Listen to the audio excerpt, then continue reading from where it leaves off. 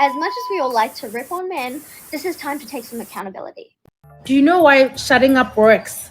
Shutting up works because you start responding and stop reacting.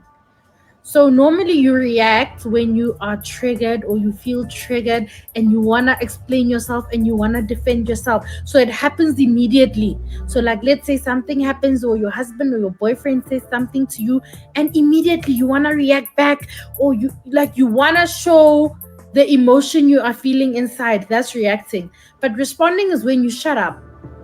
And you will realize when you shut up, how you feel today is not how you feel tomorrow. What is he doing? He's beginning to believe. And how you think now is not how you're going to think tomorrow. So most of the time, that thing that is triggering you, when you sleep over it, the next day, you don't even feel triggered anymore. So you respond a lot better than when you react. Do you know why shutting up works? Shutting up works.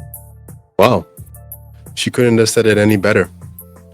Especially the part when she said, how you feel today is not how you're going to feel tomorrow. Either happy or sad. These feelings, they come and go. But the love you have with someone usually remains. What's broken today can be repaired tomorrow. Certain things are unforgivable, understood. But simple misunderstandings, slight disrespect, it's nothing to be crashing out over. Gotta know when to pick your battles. Just ask yourself this question when you're mad. Is it worth breaking up a relationship over? Or a family? If the answer is no, then just be quiet. Silence speaks louder than words. Let's take a look at the comment section. Since I learned how to control my emotions, guess who was explaining himself? Well, yeah, it would only make sense, because if you were just an emotional wreck every time you were speaking to your husband, he probably didn't look forward to speaking to you. So that's why he just kept quiet. Please, ladies, let's cheer for this lady. She taught us a lot. Yeah, she did. My husband says I shouldn't call him anymore, and he will not call me either. He doesn't eat my food anymore, and he washes his own clothes. Well, there's something that you did, right? He's not being like this for no reason. There's something that happened that you need to repair with him.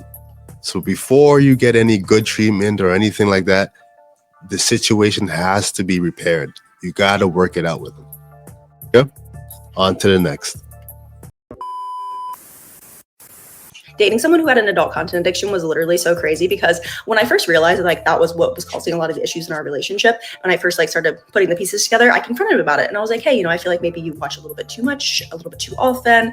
Maybe there's some things that you should cut back on. And he at first kind of pushed back on me and was like, it's not too much. And then I kind of brought up some studies and I was like, I feel like it's a little bit too much. And so he eventually agreed. He was like, you know what, I'll try to cut back a little bit. I said, why don't we try 2 or 3 weeks, just none at all, and see what happens. And he was kind of hesitant about it. But I said, listen, if you're not willing to give it up for 2 or 3 weeks, I don't know if we should be in this relationship, because I feel like, if you came to me and you said, hey, Sydney, you're drinking too much, you're doing something too much, and I feel like it's impacting our relationship, would you be willing to take a break for 2 weeks and see if it makes any difference in our relationship? And I was like, well, no, probably not. Or I could try, but no promises.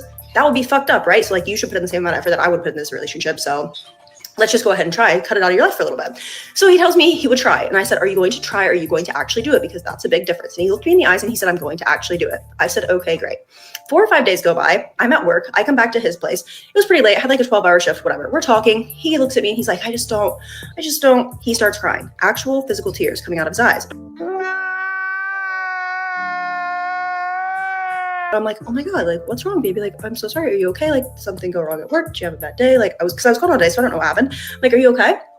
He's like, I just don't know how to say this to you, but I really miss adult content. And I'm sitting there, I'm like, you were actually crying because it's been clock at 4 days of no adult content. And I'm like, okay, well, I'm sorry. I understand that it's a little bit of an addiction for you. It's not an addiction. I'm not addicted. But after 4 days, you're crying about it? Okay. I was like, well, fine. But I understand it's something that's been hard for you to give up, but I do think it's going to improve our relationship, and maybe it won't.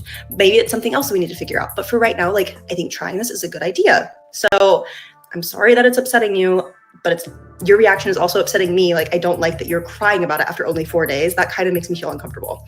Eventually he reels it in. He's like, I don't know, I was just really overwhelmed today. I had a stressful day. I'm like, you were gone all day. And I don't know, like, what am I supposed to do if I don't have that? And I was like, I don't know, figure something else out, you know? Like, I don't know. So I'm sitting there and I'm like, I literally don't know. And honestly, like, having this conversation with you is frustrating, and it's upsetting. It's disappointing that you can't go like 4 days without sitting actual crying tears. Like, are you sure you're gonna be able to go through the rest of this? Eventually he kind of calmed down. He's like, yeah, totally.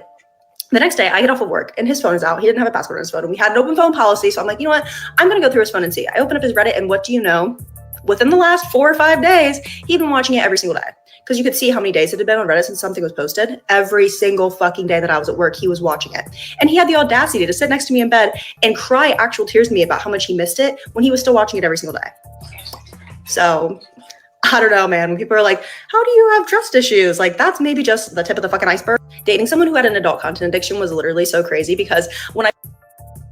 Okay, bros, she's absolutely right. Porn is an addiction. It controls you and it hurts you in the long run. When you're crying and lying about it, you know you have a problem. It's not about doing it for her. You got to do it for yourself. When you jerk off too much, you become too used to your hand, the feel, the pressure. So what happens when it's time to have sex with your actual girl? Your brain registers the feeling as not as great as your hand. You're rewiring your brain to only enjoy sex through screens and hand pressure. She will not be enough for you. You'll get too used to the sexual abundance that porn supplies. It's not natural and it will hurt your performance. Take a look at the comment section. Like, bro, go for a fucking walk, touch grass. Porn addiction is pathetic. Yeah, just you got to redirect their energy to something else, you know, maybe work out or pick up a hobby instead of jerking off all day. That's cheating, in my opinion. I guess you're entitled to your opinion. Him crying over it would have made me never want to touch him again. Yeah, no, crying over something like that is very, very weak looking. The sobbing because he missed it would have made me physically ill. Yeah, brothers, it's not a wise decision to be crying in front of your girl, especially for a reason like pornography. She's gonna get the ick real fast. On to the next. He's not proposing to you, and I'm going to tell you why and what you can do about it. A lot of you are stuck in a situation where you're with a guy, you're cohabiting with him, you're playing families, and you're writing to me saying he is not proposing to you. If you're here and you want the truth, I'm going to tell it to you. If you don't want it, scroll right now. Just scroll. Save yourself the reality check. Men are a very simple organism. They do A in order to get to B. They do C in order to get to D. If you are already have given him everything that he requires, represented by this lunchbox from yesterday from my son, okay? If you've given him everything that he already requires, and then you're asking for marriage, he does not feel the reason or the need to do that. It's very simple. It's not because he's evil, it's not because he's mean, but you've misunderstood the organism. In order for you to get marriage from a guy that you want to get married to, you've got to not have given him a lot of the things represented by those snacks that he would have had. Huh? He's got to feel the emptiness of what he is about to have, right? So if you've already given him cohabiting with him, you've already given him cleaning all his stuff, having his kids, living with him in the house, paying the bills together, you've done it all, and you're like, look at me, I'm such a good girl, look at all the things I've done for you, marry me now. Do you know what he's going to hit you with? He's going to hit you with the, I need to spend money on a car right now. I need to set up my business right now. I need to do this. Men perform things out of scarcity and in the knowledge that they need to get to where they want to go.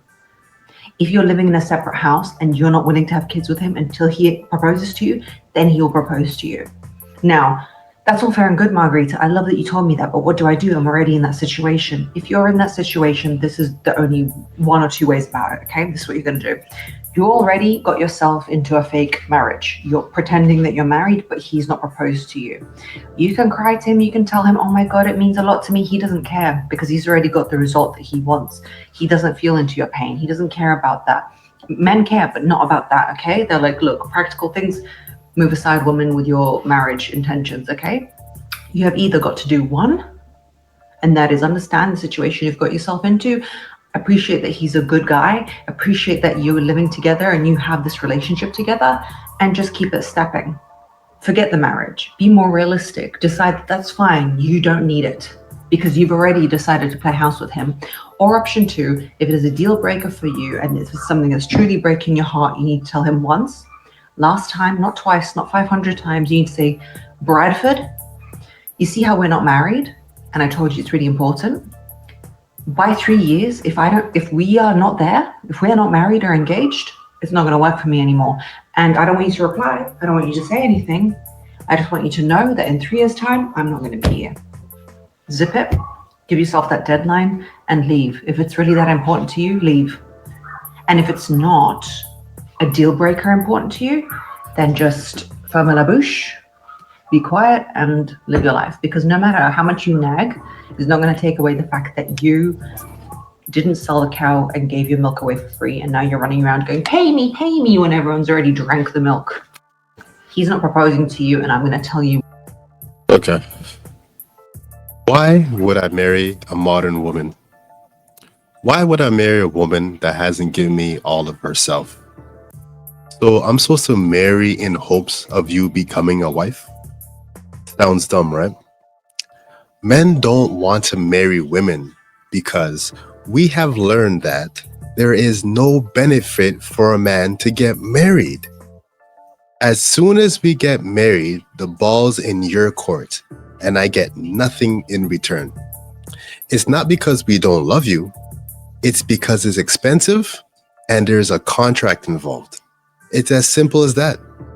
Until divorce and family law improve, you won't see an eagerness for men lining up to sign a bad deal. You just won't. Let's take a look at the comment section. Was with a guy, moved in with him, and after 7 years, he still wouldn't propose, so I left. Met another guy, refused to live with him before marriage or do anything wife duties without a ring. He proposed after a year. We've been together now almost 20 years. Men don't appreciate anything they don't have to work for. That's not the case. We're just talking about two different men here. What if the first guy was an alpha and the second guy was beta? The first guy stood strong and refused to play any of those games with you. The second guy didn't know his worth and succumbed to your pressure. These are two different men, okay? Give him nothing and he'll give you everything. Now we're engaged after 6 months. That's great, congratulations. But you gave this guy nothing and he gave you everything. It seems like his value is pretty low, okay? That's what it's showing right there. Yes, in every language. 5 years down, 2 kids. We bought a house. I showed him I could do everything and anything without a ring, and he hasn't asked. Well, he most likely won't ask at this point because everything's lovely. Why get married if there's nothing to benefit him? You know, if he gets married to you, now you can just take half his stuff. That's pretty much all that happens. And nothing changes when you get married. It's the same relationship, but now the ball's in your court. On to the next. Manifest my own destiny. Sex, drugs, and rock and roll, the perfect recipe. May they remember me, my words will live on. I'm guided by an energy, a flame, hold it close to you. Check out my melodies in the media that's been leading you. I'll show you a thing. Misdirection, what's the message? They don't want you to win. As much as we all like to rip on men, this is time to take some accountability.